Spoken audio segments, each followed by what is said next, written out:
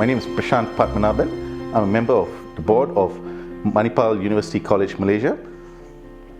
I'm part of the board because of who my dad is. Right? My dad is Dato K Pathmanaban, and he is one of the founding members of, at that time, Manipal Medical College, Melaka.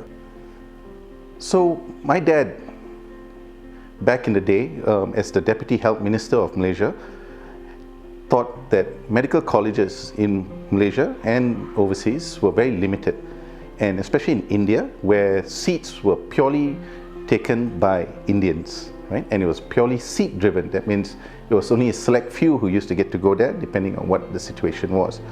So he wanted to create an environment that was more inclusive and a lot more accessible to all Malaysians. And with that, he found a strong partner in Manipal, and that's how Manipal University College Malaysia came about 25 years ago. And it was signed together with both the Prime Ministers, between the Indian Prime Minister and the Malaysian Prime Minister, and the witness of the partnership was signed there, and today we have what we have today in Melaka. So it's a very interesting story.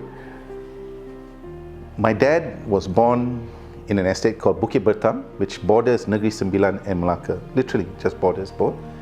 And standard 6, the headmaster walked up to, he went to a Tamil school.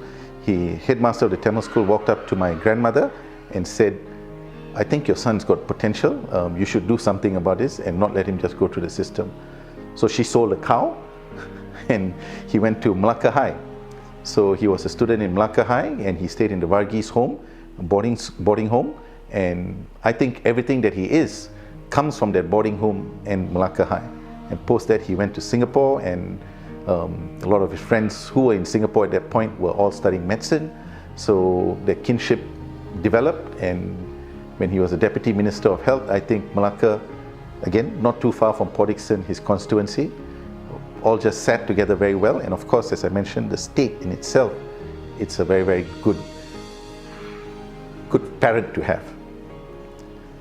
So when my father first mooted the idea, as I mentioned, and everything was formalized, and we started this college, it was all very exciting days. He went about crossing the country from north to south, east to west, really trying to recruit students from dear friends and other families that he knew to get into the college. So as a founder member, his role was to make sure that the batches were full. And to me, my fondest memory is that my dad traveling the country to do that. And it's very unfortunate though that he never saw the graduation of both the batches of batch 1 and 2. But you know, the first graduation hall is named after my father as well, and I think that's a very good tribute to him. So I think with any entity that you start, especially in academics, in the field of medicine especially, it's very difficult. You get a lot of challenges. When we first started, it was all about licensing. You know, how do you get the licensing so when the students graduate, they can practice? So there's a lot of back and forth with the Ministry of Education, Ministry of Health. So a lot of political will needed to be gotten to get to that level where we are today. So that was the initial challenge. Building the campus was not a challenge. In fact, through my dad, we managed to get very good funding. You know, a lot of banks stepped up and says, yes, this is what we must do for Melaka. So they really contributed and played a big role. So all that happened. The construction was fun. My dad, amongst all the other construction things, one thing he made sure was in all his estate visits through work, he made sure he got a tree from almost every place, and he wanted to plant them all on campus. The idea was to make it a green lung, and I think our other shareholders and board members still continue to make the campus lovely to live in. So the vision has always been clear, right? Make it more accessible and inclusive. That has been achieved. I think he'll be very happy and smiling down on all of us for that.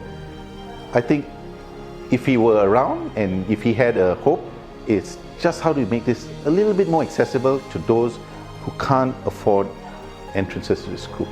And how do we create a brand that the alumni, the school, all of us, right, are contributing back such a way that we can make, like my dad, an estate boy from Bukit Bertam to become a deputy minister. So how do we make the next top cardiothoracic surgeon come from a small town, knowing for the fact that this kid needs a little bit of support to get there, and how we find that. I think that would be his vision. I think from everything else, if you look at it, as I said, the three pillars of academic, alumni, and a citizen of Melaka, we've achieved it, and we continue to grow in all those positions.